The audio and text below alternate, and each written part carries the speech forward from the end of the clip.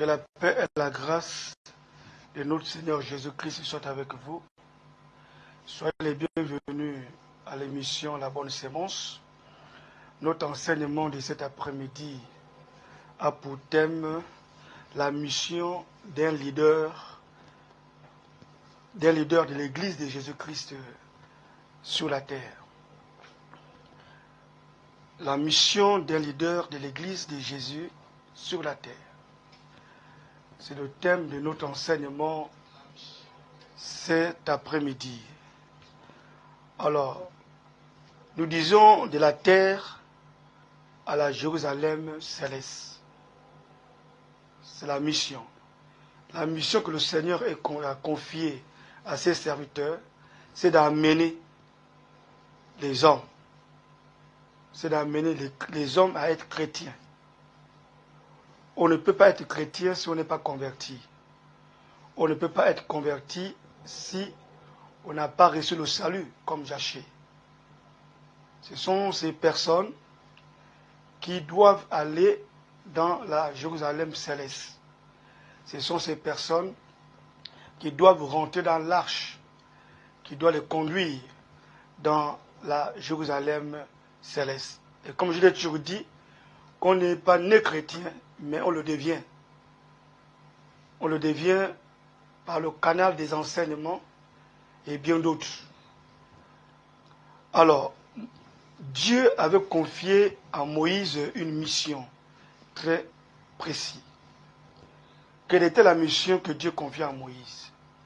Si vous lisez Exode chapitre 3, vous allez comprendre que Dieu avait confié à Moïse la mission de prendre les enfants d'Israël de l'Égypte afin de les amener à Canaan. Exode 3, verset 7 au verset 8. Et Canaan, comme pouvait dire le Seigneur, l'Éternel, c'était le pays où coulait le lait et le miel. Telle était la mission que Dieu confiait à Moïse. Alors, vous allez comprendre que le Seigneur Jésus-Christ lui-même, il avait une mission précise. Celle de nous sauver de la puissance du péché. Par le canal de sa doctrine et des enseignements qu'il donnait. Aussi la parole de Dieu. Puisque les enseignements qu'il donnait étaient appuyés de la parole de Dieu. Alors, par son sang qui a coulé, par sa mort sur la croix, autant pour moi, et son sang qui a coulé, il nous a délivrés de la puissance du péché. Et aujourd'hui, le péché n'a plus le pouvoir sur toutes les personnes qui ont cru et qui ont reçu Jésus-Christ comme Seigneur et Sauveur dans leur vie. Je dis bien qui ont reçu Jésus-Christ comme Seigneur et Sauveur. Je ne parle pas seulement des chrétiens, mais je parle aussi des leaders. Un leader qui a reçu Jésus-Christ comme Seigneur et Sauveur, ce leader a reçu le salut.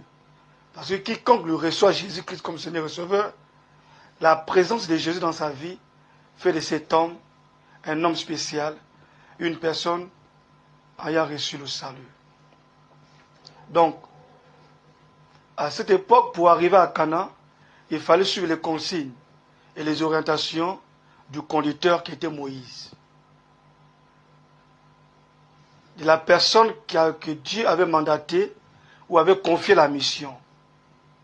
Mais ceux qui avaient désobéi en étant en Égypte, ils ne sont pas arrivés à Canaan.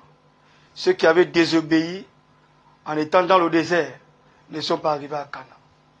Ceux qui sont arrivés à Canaan, c'était les personnes, les enfants d'Israël qui obéissaient à Moïse, à la parole de Dieu, aux orientations que Dieu donnait à Moïse afin de les transmettre.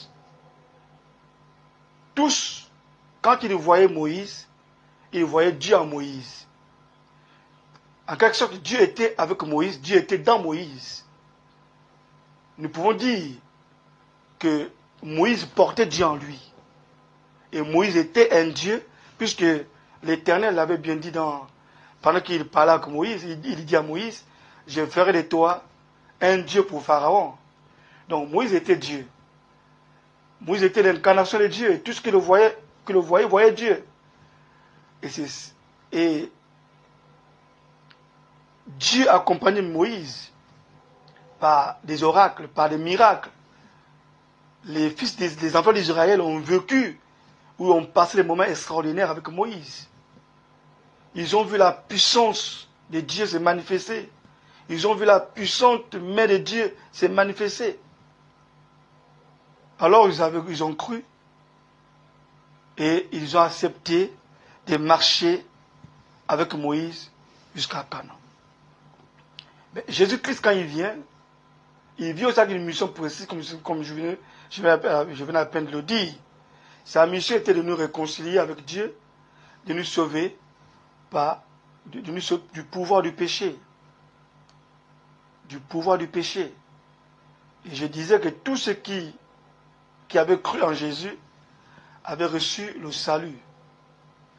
Alors, la mission de Jésus-Christ ne s'est pas seulement arrêtée par sa mort sur la croix ou par l'enseignement de sa doctrine ou de la parole.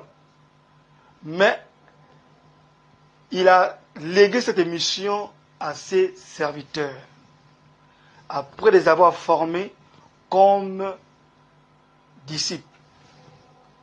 C'est quand il monte qu'il leur confie le mandat de conduire son Église sur la terre.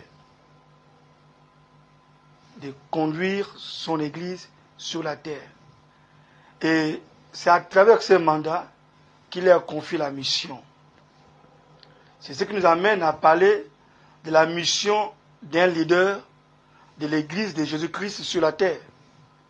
Tout a commencé quand Jésus leur mandate, leur demande d'aller partout dans le monde et de faire des nations ses disciples. C'est la mission. On ne peut pas se lever un bon matin, dire qu'on va servir le Seigneur ou on va rentrer dans la mission si Jésus ne vous a pas appelé ou mandaté. Sinon, tous les efforts que vous ferez seront en vain. Parce qu'il y a la puissance de la présence de Jésus dans votre vie par le canal du Saint-Esprit. Par Jésus, Dieu a établi son Église sur la terre. Donc nous pouvons dire, Jésus, après avoir effectué la première mission ou sa mission, il a établi son Église sur la terre, l'Église chrétienne. Vous savez tous, comme moi, qu'un chrétien, c'est un appelé hors du système du monde. Donc un chrétien fait partie des personnes qui forment l'Église de Jésus sur la terre. Et si on nous appelle chrétiens, le mot chrétien vient de Christ. Ça veut dire que nous sommes les disciples de Jésus-Christ. C'est ça qui fait de nous des chrétiens. Que le Seigneur vous bénisse. Alors, après avoir établi son église sur la terre, il a confié la mission à ses serviteurs, à ses apôtres. Et vous allez prendre le livre de Luc, chapitre 16, verset 27 au verset 29. Qu'est-ce que Jésus nous dit dans ces textes? Ici, on nous parle de Lazare et l'homme riche. Alors, vous allez comprendre que dans le verset 27, je vais lire. Le riche dit, je te prie, donc, Père Abraham, d'envoyer Lazare dans la maison de mon père, car j'ai 5 frères, c'est pour qu'ils leur attestent ces choses, afin qu'ils ne viennent pas aussi dans ce lieu tourment. Qu'est-ce qu'Abraham dit?